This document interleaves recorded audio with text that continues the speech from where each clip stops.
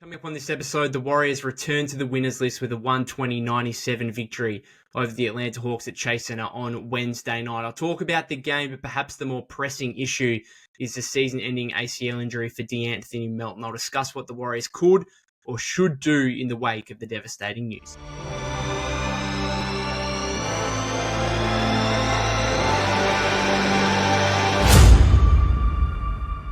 Welcome back to the Golden State with Mates podcast. Just gone 7:30 p.m. Australian time. I think it's about 12:30 a.m. just after midnight Pacific time in the US. So this episode will be out bright and early for you guys to wake up to. I'll probably schedule it for about 6 a.m. PT time. You can wake up, have your breakfast and watch this or listen to it on the way to work, whatever you may choose. And for Australians as well, it'll probably be out 1 a.m. or something like that Australian time, so you also wake up to it as well. But good to see the Warriors back on the winners list on Wednesday night at Chase Center, beating the Atlanta Hawks 120-97. Good to get a victory after Monday's disappointing loss to the LA Clippers, and just a good, solid, comfortable performance for the Warriors, who really tore the game apart midway through the first quarter, where the game started out relatively competitive. I think it was like 15-14 Hawks at one point, and then all of a sudden, by the end of the first quarter, the Warriors are up 41-22, lead by 19, and that was pretty much the ball game. The Hawks never got it back to single figures after that. So a really solid performance from the Warriors, and just what we've kind of come to expect from them so far this season. They moved to 11-3. They're still on top of the Western Conference, and I just really like at the moment, like, you kind of know what you're getting from them every game. Like the effort's not going back and forth. The effort is generally there, and you kind of know what you're going to get. Obviously, coming up against some different teams is going to provide some different challenges, and the Clippers have certainly provided that on a couple of occasions. But the good thing is right now is the Warriors are generally, maybe aside from the Clippers, beating the teams that they should, and they're just a good team. They're just a good playoff team at the moment, and winning the games they should, and look like a team that should be winning 50-plus games. And I think I'm certainly most impressed about the fact there wasn't any letdown or disappointment that they allowed filter through to the game from the news of De'Anthony Melton's season-ending ACL injury, which I'll get to in a minute. But I mean, that's deflated me. Like, even just like talking on this episode, I'm really, really disappointed with that. And, I'm sitting here just talking about it from a million miles away. So I could have easily envisaged the Warriors coming out a little bit flat because of that news and playing in such a way that news impacted them a little bit. And it didn't seem to. And it was great to see Melts on the bench looking up and about as well. That probably helped the situation, just the fact he was there and present and around the team. So it's incredibly disappointing, but credit to the Warriors for coming out and not allowing that to impact them negatively, because I would have fully appreciated and understood if it had, because it is sad news, the fact that De'Anthony Melton will not play again this season. The reality is that might have been, like, De'Anthony Melton may never play for the Warriors again. That's the harsh reality of it. Anyway, I'll get onto that in a minute. We'll stick with the game for the moment. So the Warriors build that 19-point lead at the end of the first quarter, get it out to 25 by the end of the first half, 67-42. The defense was superb, excellent on multiple bases, whether it be guarding guys individually. Trae Young going 4 of 12 in this game, 12 points. I mean, just from a team standpoint, always guys like helping at the rim. Like Trace had, a couple of blocks, and Slow-Mo was good as a small ball five sometimes. It was just excellent Warrior defense, and it's really been a theme. Obviously, they want to be an elite defensive team, and they have been so far throughout. Even a game like the other day against the Clippers, they only conceded 102 points and gave themselves an opportunity at the end, despite all the free throw shooting woes on offense. So the Warrior defense was excellent. They keep the Clippers. They keep the Hawks to 33.3% shooting from the floor, 26.7% from three-point range. And the Hawks had some issues from the line themselves, 62.5%, 15 of 24. They missed quite a few, particularly in the first half. They also forced 17 turnovers. I was pretty disappointed with the Hawks, to be honest. I thought this could have been a game, like a pretty competitive game. And aside from late third quarter when they went on a run and you thought, oh, here we go again, the Warriors were up 30 early in the third quarter, and the Hawks got it back to 15 by the end of the third, and you thought, oh, surely not again, where we have another one of these games where Golden State are up 30 and the other team manages to get into it, get back into it, like what we had with the Houston game, obviously, that went to overtime, then the Thunder game where they got back to 4 or 5 points or whatever, and Steph had to kind of finish it off at the end. So it was nice that the Warriors were able, I think DeAndre Hunter had free throws at the start of that fourth quarter, brought it back to 13, and then Atlanta never got closer than that. So it was a reasonably comfortable game for the Warriors. And the Warriors played well, particularly defensively, and that they were very good. I was just disappointed with what the Hawks brought, because I thought this could have been a much tougher competitive game. And particularly, like, you look at the three-point attempts, they're 12 of 45, 26.7% from deep, and they were firing away, particularly early on. And I look at their roster and I think, why are you taking 45 threes in any game, right? Like, Risa Shea, 2 of 7 in this game from three, 28.6%. That's what he's shooting in his rookie year, right? Like, that's not a surprise. That's just standard for him. Jalen Johnson goes 3 of 5, so he was one of the guys that shot the ball well. But then Trae Young, 1 of 6. DeAndre Hunter, 0 of 6. Dyson Daniels, 1 of 3. Bogdanovic, 1 of 7. Aside from Bogdanovic and Trae Young, like, none of these guys are three-point shooters. Like, and then Garrison Matthews plays 4 minutes in the end and goes 1 of 1. Like, Matthews, when he plays, okay, good three-point shooter. And then Bogdanovic, okay, first game back from injury or whatever it was, maybe you can, from a Hawks perspective, you can give him a little bit of leeway to try and get a rhythm back in his first game. He was obviously disappointing, shot the ball poorly, but again, give him some leeway. And then Trae Young, his second poor shooting game in a row, just didn't really have it offensively in terms of scoring the ball himself. Had a couple of nice passes. We know he can do that, but no one in this game really threatened to take away the game from the Warriors whatsoever. And again, credit to the Warrior defense. Like, individually, I thought Wiggins was huge on the defensive end. We'll talk about him in a second. But all around the floor, like, you look at what the Hawks were doing, like, no player ever got off the leash in any way. Like, their top scorer was Jalen Johnson with 15 points, but it took him 16 shot attempts. Right? They had 6 guys in double figure scoring between 10 and 15. But again, the efficiency here, no one in the game for Atlanta except for David Roddy at the end in 4 minutes shot better than 50% from the floor. So it wasn't a situation where, like, one guy was getting off the leash and then no one else could hit shots. It was like the entire Atlanta team struggled. And again, credit to the Warrior offense, that's Warrior defense, who are just a top 3 or 4 defense in the league at this point, right? They've got some length.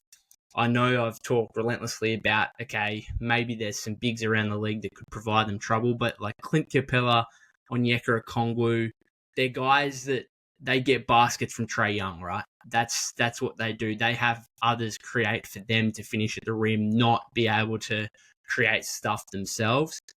And so the Warrior defense is full credit to them for how they came out and how they played. Just from an individual standpoint for the Warriors, just an excellent Andrew Wiggins game. Just absolutely unbelievable. So 27 points, 12 of 17, 3 of 6 from three-point range, 7 rebounds, 4 assists, 2 blocks, including that kind of highlight one where Trae tried to float her in the second quarter. Just huge, and continues his excellent start to the season. Like, I've said it throughout, even when he hasn't, nights when he hasn't shot the ball overly well, like, he just looks active and engaged. Like, that's how I describe Andrew Wiggins so far this season. It's really interesting because there's all this ongoing conversation about, okay, do the Warriors need a second go-to guy, particularly come playoff time? And Wiggs is like showing hints that, he might be the guy, that you might not actually need to go and trade for one. He might be the guy who can be your second go-to guy. Like, a few possessions, like he had one early in the fourth quarter. I think Daniels was guarding him, again, one of the perimeter defenders in the league.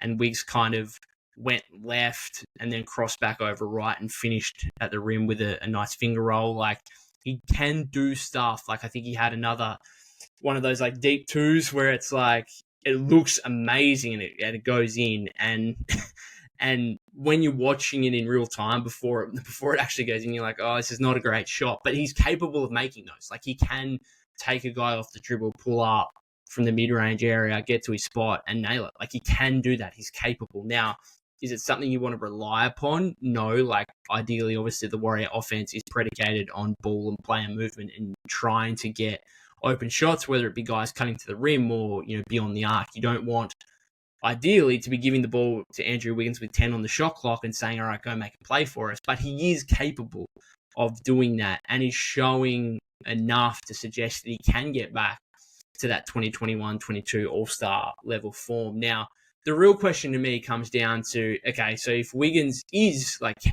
or can get back to that 2022 All-Star form, well, is that enough for the Warriors? And I still don't necessarily think it is. Like, I personally think the league has come a long way in the space of 2 years in the way of, okay, could the Warriors be a very similar team to their 2022 championship team?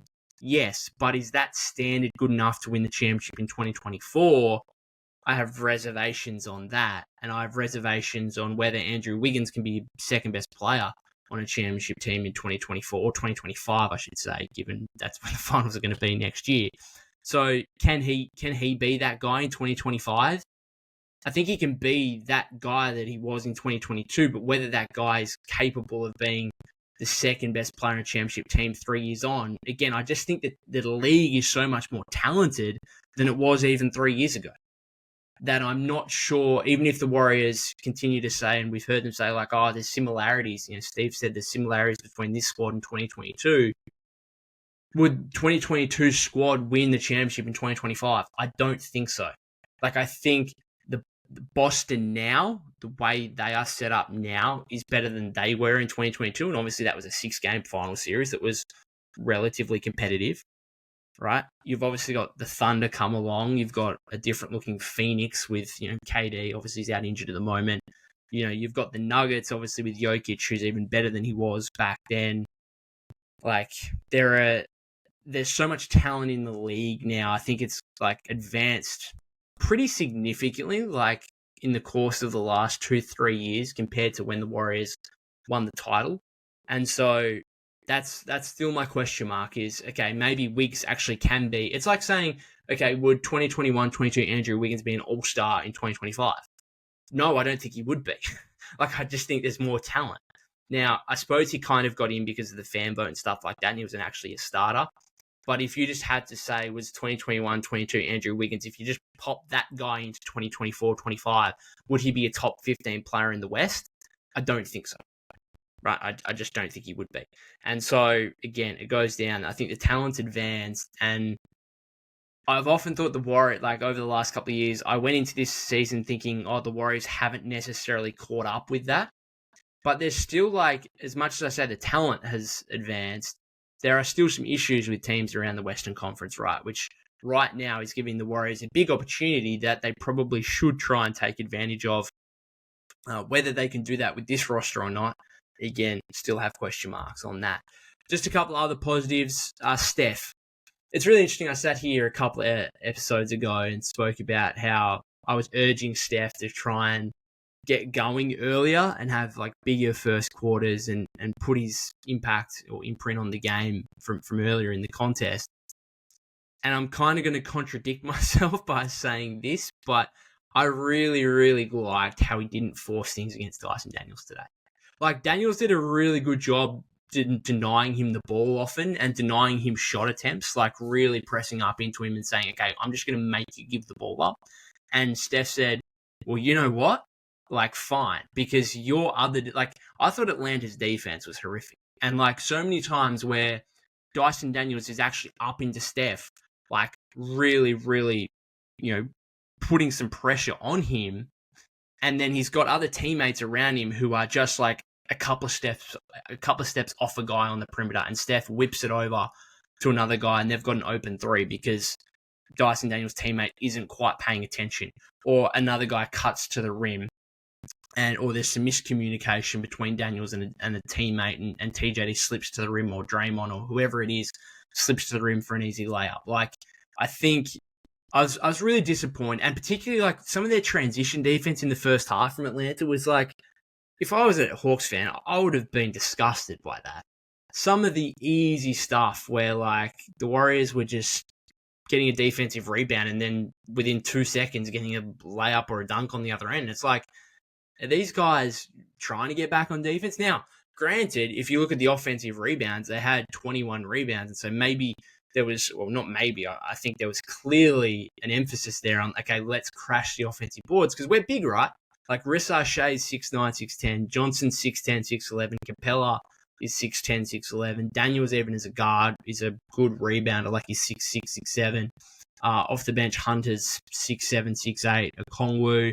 Like they've got size, right? And that contributed to getting 21 offensive rebounds. But it's like, I mean, I say it all the time to my teammates when we play Tuesday night social league, is like, you got to have your specific players who are crashing the offensive glass. You can't all go in and expect to get the board, because if you all go in and you don't get it, then it just will leak, the opposition team just leaks out and you're just giving away 2 points. And I felt like that was just happening for Atlanta too much in the first half. So again, they were pretty disappointing in this game. And a couple of things they did where, again, like the 3-point attempts, why they're taking 45 in the game, I don't know. Again, credit to the Warrior defense. And then, yes, they got 21 offensive rebounds, but I think they gave up just as many points by the fact they were trying to crash so hard that the Warriors were leaking out quite a bit, particularly in that first half. But to back to Steph, though, I just love the way he didn't force things against Dyson Daniels.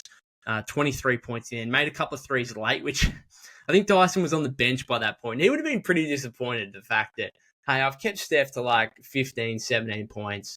I've kind of done my job. And then at the end of the game, you look at the box score and see Steph goes for 23 and you think, oh, well, Steph actually had a really good game, which he did anyway, to be fair. Like, again, he didn't score the ball necessarily all that much, but I liked his patience and I liked how he picked out his teammates. Like, he had 8 assists, 4 rebounds, 2 steals, block. Did have 5 turnovers, a couple of sloppy ones. Kind of expect that from Steph Curry. But I like the way, like, he took 10 shots for the game. 10 shots for Steph Curry in 30 minutes. Generally, you'd say, well, that's not good. But again, the way Atlanta were defending, where, Dyson Daniels is really up into Steph, trying to put on as much pressure as possible. But then again, his teammates defensively, I thought, let him down quite a bit just by not concentrating, let a guy slip to the rim or, again, be a couple of steps off and all of a sudden it's an open three. And, the Warriors didn't shoot the ball like overly well, 14 of 40, 35%. But I thought the ball moved pretty well. And I thought they were generally pretty good offensively. Draymond missed 4 of his 3-point attempts, but otherwise had 9, 7, 9. 1 steal, a couple of blocks. Again, pretty good defensively, pretty impactful. Trace was an interesting one for me because you look at the box score numbers and you think, okay, that's one of his best games of the season. So 14 point, 11 rebound, double-double with 4 assists as well and a block shot that I think he had there in the fourth quarter where he came over and helped on I think it was a Jalen Johnson spin move, and then TJD got him up top. And so you look at that and you think, yeah, good game. I still, particularly when he does it in under 22 minutes, but I still look at him and think, okay, 6 of 11 from the floor. And he doesn't, like, I don't think he's improved his finishing around the rim. Like, obviously, lobs and stuff like that, like, it's fine. Like, he just grabs it and throws it down. But in terms of, like, okay, he's on the roll, and can he finish over contact or against, a big body at the rim kind of thing, I don't think he's improved that part of his game from his rookie year, which is slightly disappointing. He also just can't finish with his right hand, I don't think. Like, when was the last time he made a layup with his right hand? I don't think it happens. Like, I'm left-handed, so I can understand it a little bit. I actually think I might use my right hand when I'm playing basketball more than TJD does. Like, he's so left-hand dominant. It's actually, and I think in your rookie year, you probably get away with that. But coming into his second year, maybe that's why he's having more issues finishing around the rim, is that, like, opposing coaches and scouting are picking up on this and saying, hey, this guy cannot finish with his right hand whatsoever. So you just play him for his left the entire time.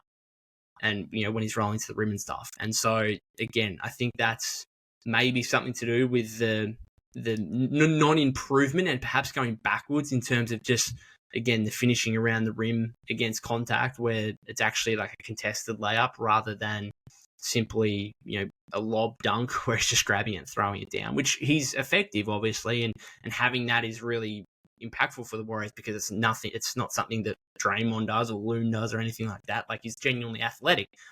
But again, the finishing around the rim, I need to see some improvement there. I don't know. Someone send me a clip of the last time he made a right-handed layup. Dead set serious. I can't remember one. A couple other things here. Buddy Hield was good in the first half, only played 20 minutes in the end, 4 of 11, 3 of 9. Waters gets the start again, 23 minutes, 4 of 9, 2 of 5 from 3, 10 points, 3 rebounds. Sounds like Steve said after the game that he's just going to continue with that. I'll get into it more in a second when we talk about Melton. Other than that, bench stuff. So a couple of negatives here, it must be said. First of all, Kuminga. Bizarre. Just genuinely peculiar why Steve did what he did in the second half. So Kuminga ends up playing 15 minutes, 24 seconds. Season low. He's 3 of 9, 1 of 3, 3 of 4 from the line. 10 points, 6 rebounds, 2 assists, 2 steals, and a block. All right? The first half, like the start of the second quarter, he was like good. I think he had 10 points, 4 rebounds, 2 assists, 2 steals, and maybe a block in 9.5 first half minutes. Right? And so you think, okay, good Jonathan Kuminga half. Like 3 of 7, okay, not overly efficient, but not horrific. Made a 3, hit 3 of 4 from the free throw line, which is an improvement, even though it's only 75%. It's an improvement. He missed his first, made his next 3. So you think, okay, cool. Like, he should be playing, and particularly given it was like a semi-blowout, you think, oh, okay, he should be playing at least 20 minutes. And then for some reason, he plays less than 6 minutes in the second half, and like 2.5 of those are in garbage time at the end, where I was I was shaking my head a little bit as to why. I would have thought we've moved past the time where Jonathan Kuminga is in the garbage time unit for the Warriors. Like, I actually thought we would have moved past that. Moody, I can understand, right? Okay, Moody, I can understand. Okay, maybe you give him some run at the end of games when it's a blowout in garbage minutes. Fine. Kuminga, like, I thought we'd move past that. And so when Steve, like, it's funny. Like, to me, it's not great that he played less than 15.5 minutes, but it's almost more disrespectful, the fact that Steve said, I'm not going back to you in the second half until there's 2.5 minutes left in the game and the margin is 20 and we're in garbage time. Now you can play 2.5 minutes. Like, that's almost more disrespectful than if he just let him sit on the bench for the remainder of the game, that last 2.5 minutes. In fact, he actually gave him those 2.5 minutes. I think it makes matters worse, if I'm being honest. So that's, I don't know, it's bizarre. There's a lot of talk about it. And again, as I kind of spoke about on yesterday's podcast episode about this all too familiar issue with the Warriors' younger players and their playing time. So again, Trace does play over 20 minutes today, and again played well, 22 minutes, double-double, so no real issue with him in this one. But Kuminga, 15.5 minutes. Moody, 19 minutes. Again, those last 2.5 as part of garbage time as well. He goes 1 of 5, 0 of 3. 3 points was a team low, -10. And then Pods, in 15 minutes, left the game early in the fourth quarter with a broken nose. 3 points, 3 rebounds, an assist, 1 of 6, and made his only 3 points. So he's 0 of 5 on 2s. So we got issues here with the Warrior younger players. And again, as I said in yesterday's episode, like, if you win the game, then it's not really an issue necessarily. Like, it's not a huge concern. Like, Kuminga can't go to Steve after the team wins by 23 and says, what the hell are you doing? Why am I only playing 15.5 minutes? Right? He can't do that. Like, you won by 23. The team got the result, and that is all that matters at the end of the day. Right? That should be all that matters anyway. Kuminga privately will be saying, hang on, what the hell was that? But he can't go to Steve and complain, because Steve will just turn around and say, hey, see the score? Did we win by 23? It's like the whole Tatum situation at the Olympics. It's like you got half the people and all the Boston fans saying, oh, why didn't Jason Tatum play? Like, why was he rotting on the bench? Should have played over this guy, should have played over this guy. And at the end of the day, you can just stop the conversation by saying, hang on, did Steve Kerr and Team USA win the gold medal? Okay, yeah, they did. So what's the point of having this conversation? Like, that is the be-all and end-all. At the end of the day, you're there to win the gold medal. Doesn't really matter how you get there. If that's the end result, then that's all that matters. And again, like going into each game, if you get the result, then again, that's all that matters. But you've still got to take a slight lens of this of the long-term future and think, okay, how does this type of game impact the long term? And all it does is create more uncertainty on Jonathan Kuminga's role with the Warriors, on his future with the Warriors. Like, I think that was the constant kind of discussion point for people who were voicing their frustration on social media after the game. Like, I saw people just really confused about what the Warriors are doing with Kuminga, because if they want to, like, I think I read someone tweets, like, if they want to trade him, well, they're just tanking his value and he has no value. So you can't really trade him for anything meaningful now. And they're also at the same time, they clearly don't see him as a big part of the future, because otherwise, why is he playing only 15 minutes in this game? And so genuine confusion on what Jonathan Kuminga's role is with this team going forward. And again, it's all fine and dandy when you win games, but like, you're going to start losing some games at some point, right? And that's when, as I said on yesterday's episode, these issues are going to be enlarged and really come to the forefront, because if you lose a game and Jonathan Kuminga's only playing 15 and a half minutes, that's when he can go to Steve Kerr and say, hey, what's going on? If I play 25 minutes in that game, I think I'm good enough. And I think rightfully he would say, I think I'm good enough to have impacted that game where the result could have been different. It's like what we saw when, again, January 5 or whatever it was, where he obviously went to Steve and him and Steve had a meeting, and then there was the leak to the media where, you know, Shams reported that JK didn't have faith in Steve anymore. Like, that happened after a loss, right? Where the Warriors, I think, were up 18 or whatever with 6 or 7 minutes to go, and then Jokic hit that. Remember, Jokic hit that crazy, like, half-court shot for the win? Like, that happens after a loss. That wouldn't, if Jokic doesn't hit that shot, right, and the Warriors win that game, then I don't think that wouldn't have been a story, right? Because JK wouldn't have been able to go to Steve in that scenario. But nonetheless, it is still an issue, even if it's not a major storyline, because you've won the game. Again, it is a storyline though. Like, albeit it's a minor one compared to what it could be if you lost. Right. So I'm confused as to why he had a good first half. Like, Steve pointed at, it'll change game to game and we're using a 12-man rotation. And yeah, cool. Like, you can say that for anyone. Like, anytime someone's minutes are questioned, Steve will just roll out the same answer. Oh, it's a game-by-game decision. I'm using a 12-man rotation right now. And he's not wrong. I'm not saying he's wrong, but some guys are different to others. And so when Kuminga only plays 15 minutes, that's significantly more noteworthy than when Kevon Looney only plays 12 or 13 minutes. Or, you know, we go from this game talking about Kuminga only playing 15 and a half minutes. No one's talking about the fact that Gary Payton II played less than 6.5. Like, that's not a storyline. I'm not coming to this podcast episode thinking, oh yeah, I'm going to talk about the fact that Gary Payton II played less than 7 minutes in this game. Right? I'm not doing that. And so Kuminga is a special case because of how much talent he has, because he's a fourth-year player who didn't get a contract extension before the October 21 deadline, who is going to be a restricted free agent next offseason. The Warriors do need to decide what they're doing with this guy, right? Because if they don't, then what happens? You just let him walk in restricted free agency to a team that is willing to pay him $20, $25, $30 million a year? Again, I've spoken about it relentlessly. Like, if you're the Warriors, you're backing yourself into a corner when it comes to Jonathan Kuminga. I don't know. Just really, and I saw other people on social media just saying, okay, JK should just really request a trade right now. Just request a trade. And would it completely surprise me if I woke up tomorrow and I read that news? No, it wouldn't surprise me, but at the same time it would, because it would be after a win. And then these type of things happen when the team's losing. When the team's winning, again, like, JK can't really make demands for himself individually when the team's winning. No one can do that. I don't know. It's a super fascinating situation, though. The other one is Pods. So again, I spoke about Pods as part of that kind of package on the Warrior younger players and the playing time and stuff like that.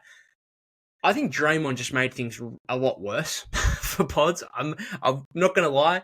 So Draymond has this like huge spiel after the game about Pods and his performances at the moment, and kind of put it on like his first response was, "Y'all are doing this," like, and blamed it on, I'm assuming, the media, like, and fans. Like, I'm putting myself as part of like Draymond's kind of speaking to me in this, and you guys watching this who have maybe placed a lot of pressure on Brandin Podziemski, like he's talking to you in this as well. Like, that's who I think he's pointing to, the media, and I think he's pointing to the fans, like, y'all are doing this.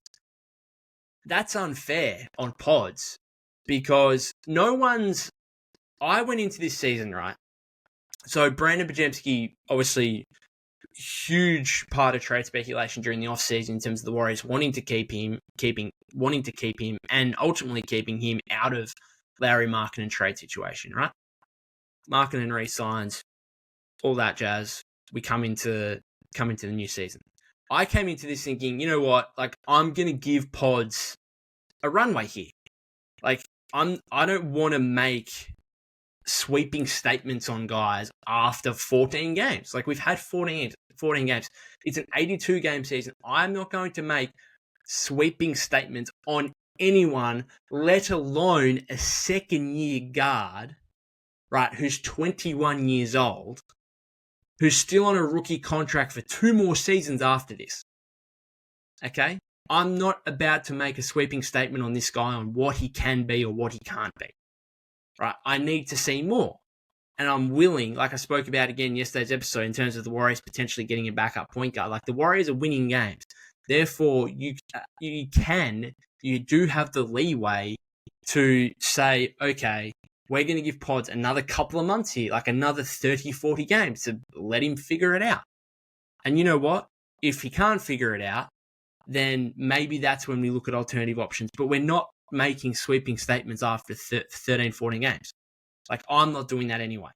However, when Draymond brings this up and starts blaming people externally, like the fans, like media, for Pods' bad performance, that's when we, the media, fans, whatever else, will turn it back and say, hang on a second.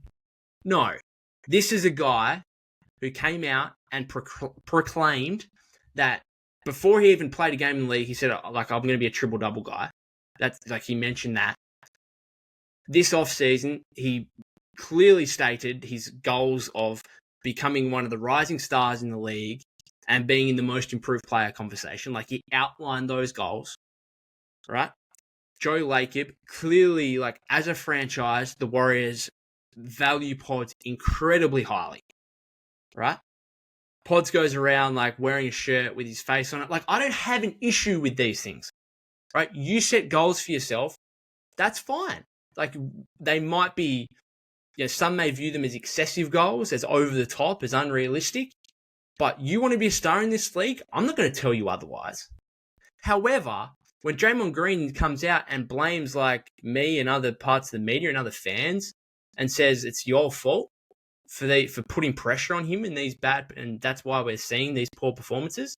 Hang on a second.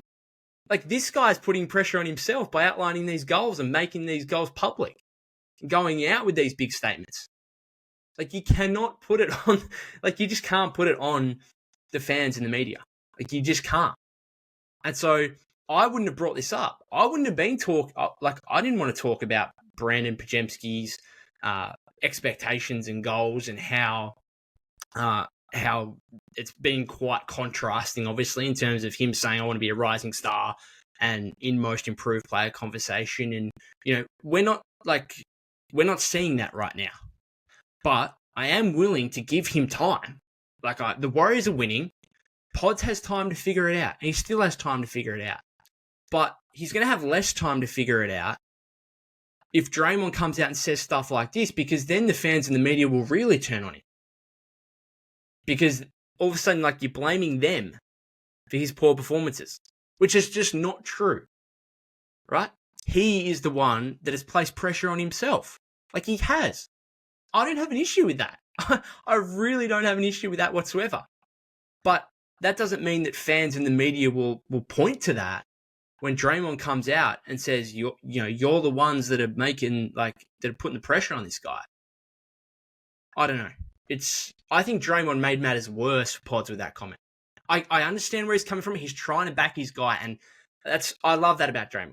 I love that, him recently, I think he said a lot of stuff about teammates and about the franchise that I think I've disagreed with, but I respect, because I can see that he's coming from a place of, I'm just backing us in. I'm backing my teammates in. I'm backing the franchise in. Like when he says that Mike Dunleavy Jr., made great moves during the offseason, I think we all looked at that and thought, well, hang on, you kind of actually failed because you wanted Paul George and Larry Mark and you didn't get it done, right?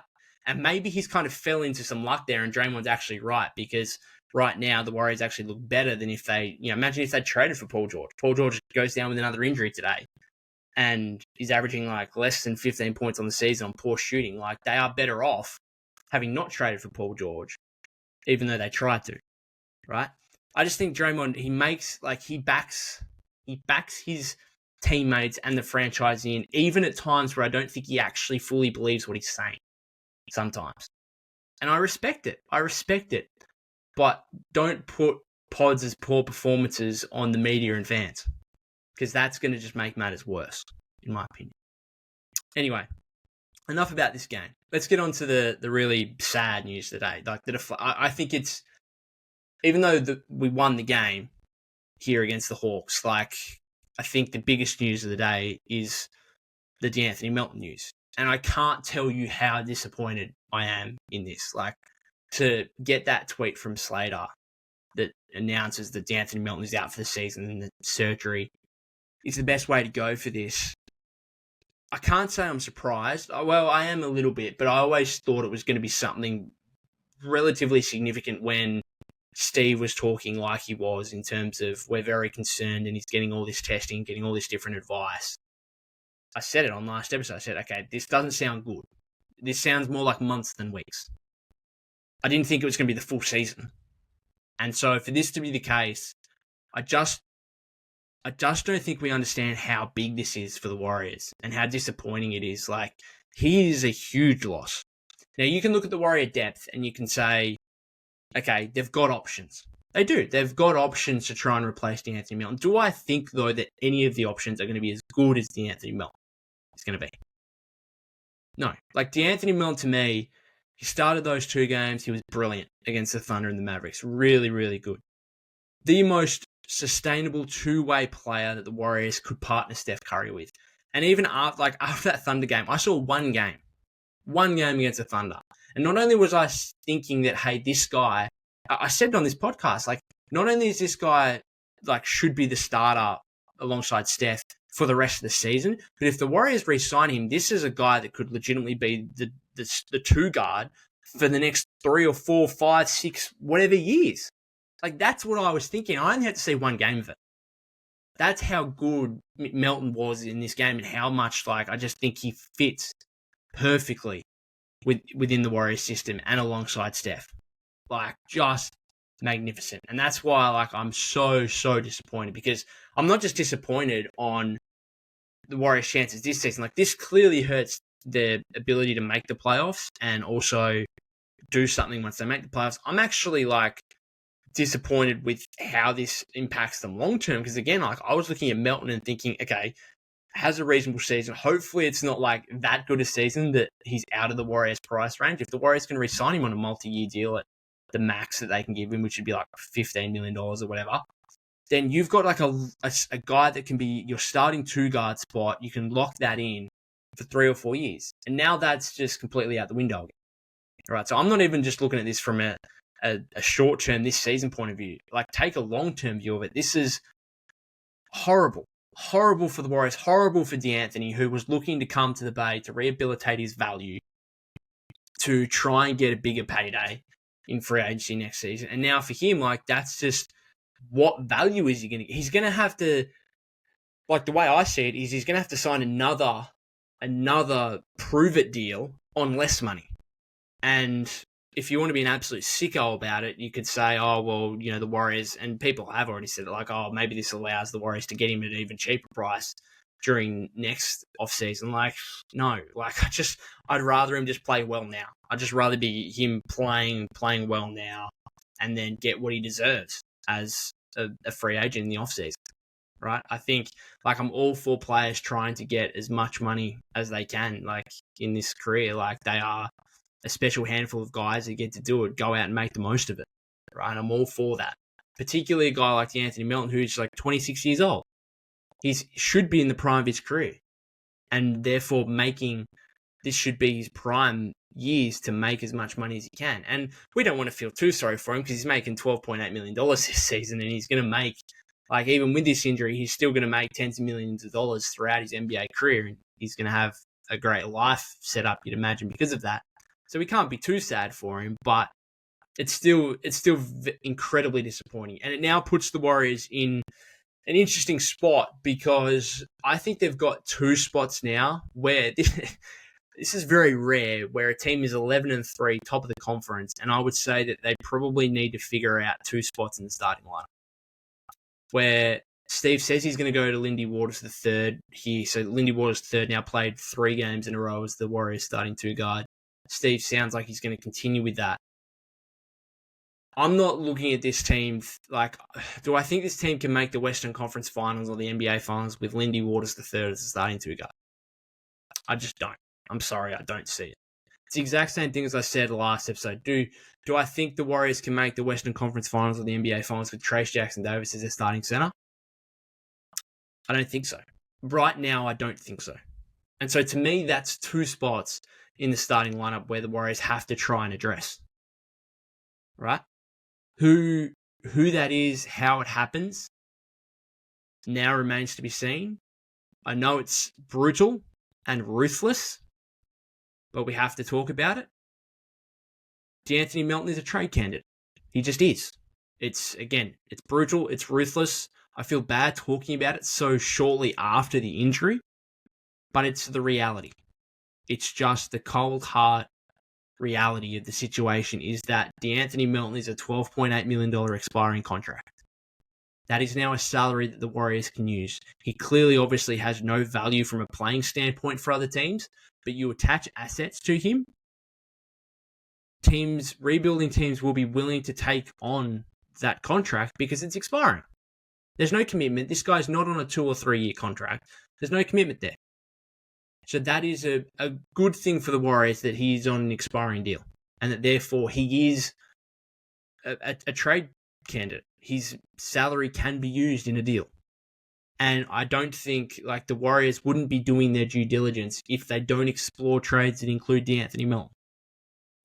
Now, it sounds like they are applying for the disabled player exception, which is up to 50% of the player's salary, which obviously 12.8 divided by 2 is 6.4. The Warriors have $500,000 from the first tax apron, so that is completely useless unless they do another deal that sheds salary to therefore, like that disabled player exception is used to obviously sign another player up to $6.4 million. It can also be used in a trade, I believe. I was looking at it before. It can be used in a trade, but again, like that doesn't really, it's still useless to you unless, because they can't go over, like they can't bring in another player, right? Because they'll go over the first tax apron. Unless, again, they shed salary elsewhere. So it's pretty much useless. I don't even want to talk about that and potential options. But in terms of what the Warriors could do with Melton's salary, it's very flexible. Like it's $12.8 million. That is a fairly significant salary to either use by itself with draft assets and go and get a key rotation player who can play 20, 25 minutes, maybe even 30 minutes for you on that $12, $30 million range. You could combine it with Gary Payton II and get a guy that's making about $20 million. You could combine GP2 and Looney and De'Anthony Melton and you could get closer to $30 million.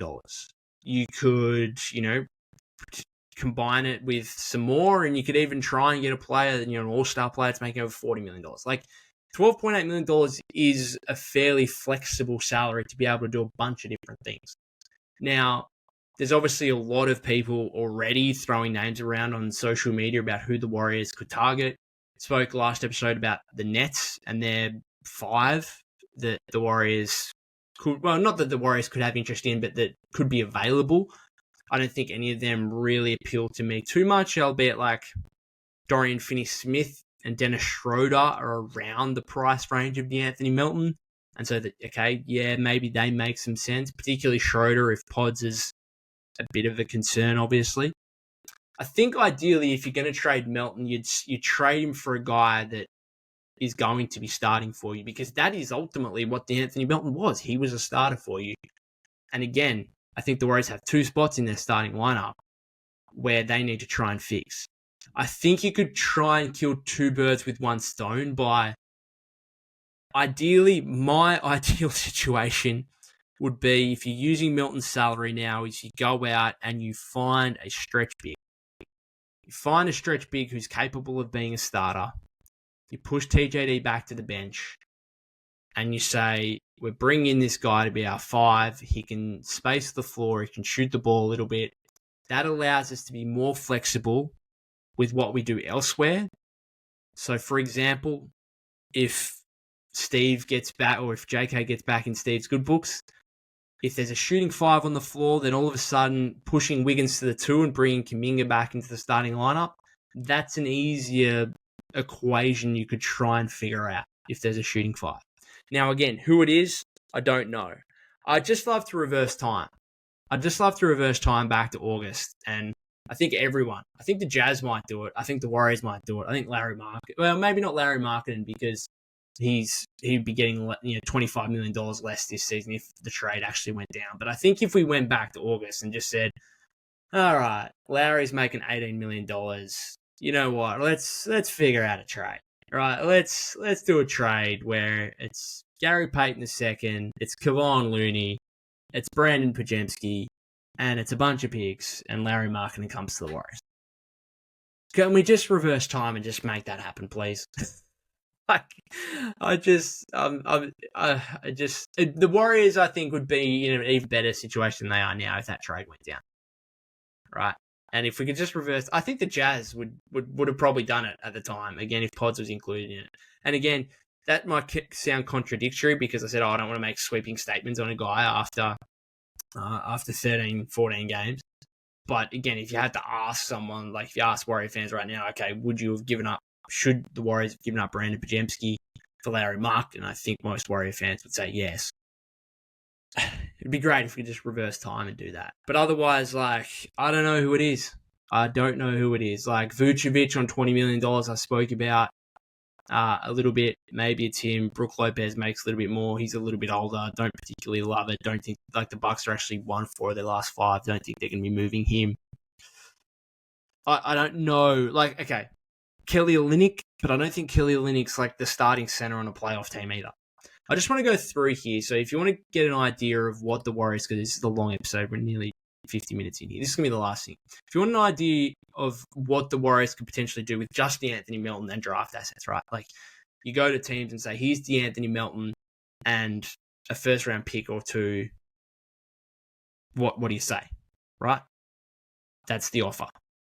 Here's what you could get in return. Right? I'm going to stop at players that could be gettable. These are all guys in the league that are making between $10 million and $13.2 million. Because 13.2 is essentially, 13.3 is what you can get up to, because the Warriors can take back up to $500,000 more, because that is what they are below the first tax apron at the moment. De'Anthony Melton making 12.8, obviously 13.3. So these are the guys that could be available. I'm going to stop at players that could be available, and I'll discuss them if I think the Warriors would have interest. Reed Shepherd, rookie contract, not happening. Scotty Barnes, clearly not. Isaac Okoro.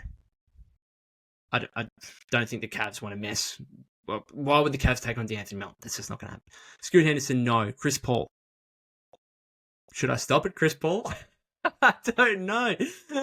I mean, the Warriors kind of need a backup point guard.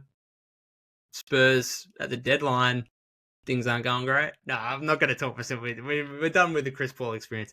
Aaron Wiggins, don't think so. Jared Vanderbilt's out injured, don't think so. Chris Boucher. Yeah, probably. Like the Raptors would probably be willing to do that, but I don't think he's not a starting caliber player. So look for better if you're the Warriors. Chet Holmgren, obviously not. Mo Wagner, no, just re-sign with the Magic. Maxi Kleber, no. Gabe Vincent, no. Well, no, the Lakers would. The Lakers probably might even do that if they're getting draft assets. But the Warriors aren't having interest in Gabe Vincent. Aaron Neesmith, wouldn't have thought so. Thibault, yeah, probably. But I don't think the Warriors are having interest there. Larry Nance, I could see it. Okay, this is the first one I'm noting down. Larry Nance Jr. What happens if you go to Atlanta and say, here's Melton and a first-round pick for Larry Nance Jr.? Atlanta might say yes to that. He's an expiring deal as well. Yeah, they'd probably do. Maybe it's not even a first. Maybe it's like a second. Larry Nance. But again, not really a starting caliber player, so maybe the Warriors should might. Mobley, obviously not. Sarr, obviously not. Terrence Mann, no. Brandon Miller, no. Dante, I've seen Dante's name thrown around on socials. You bring him back. It'd be fantastic, but I don't think that will happen. PJ Tucker, Warriors will say no thanks. Zubac, don't think that will happen. Wendell Carter Jr., that'd be nice, but he literally just signed an extension with the Magic. Won't happen. Kobe White, don't think so. Although the Bulls are a little bit loaded at guard, I just don't think he's a great fit with the Warriors. Banchero, clearly not.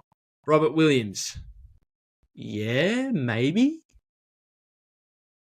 but he's not like an offensively talented player.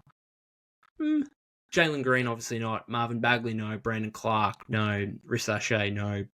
Bobby Portis, just not in good enough form. Steven Adams, no. Rashawn Holmes, no. Josh Green, no. Wemby, yeah. Melton and a first-round pick for Wemby. Make it happen. Kelly Olynyk. Oh, yeah, okay. That's Melton and a first-round pick for Olynyk. What do the Raptors say? Maybe they do that. Who knows? But again, like, are the Warriors starting Kelly Olynyk alongside Draymond Green as their 4-5 combination heading into the playoffs? Don't think so. Melton, the man himself. Cole Anthony at 12 points. These are all guys making more than Melton now. Cole Anthony, no. Obi Toppin, no. Reeves, no. Herb Jones, I've seen him on Twitter. Pelicans are having a disastrous season. If they want to get some draft assets, if they go into all of a sudden just completely rebuilding, which I don't think they will. They just gave up Dyson Daniels and draft assets for DeJounte Murray. I don't think they would do it, but maybe he's a wing, like he's a different kind of player. Obviously brings huge defensive ability. Isaiah Joe, no. Schroeder. So you can do Melton and a first rounder for Schroeder. Again, he's not going to be starting for you, obviously. And so, like, is that worth it from a Warriors standpoint? Like, you don't want to be giving up first round picks for bench players. I'm sorry, you just don't want to be doing it. And then the last one is Grant Williams. Could be gettable. Charlotte would probably do it. I'm not sure the Warriors would want to. You know who just makes just over that amount? Who's at $14 million? Naz Reid. Naz Reid would be perfect. But Minnesota aren't doing that.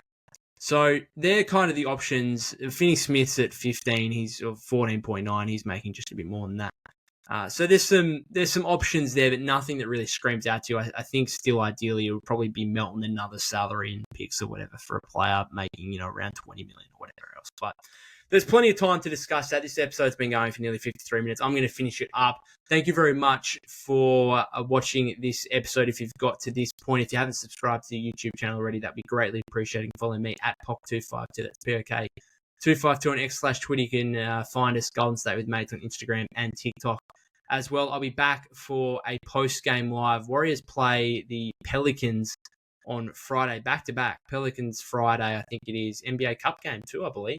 And the Spurs on Saturday. So I'll probably do post-game lives after each of those. Once again, thank you very much, and until next time.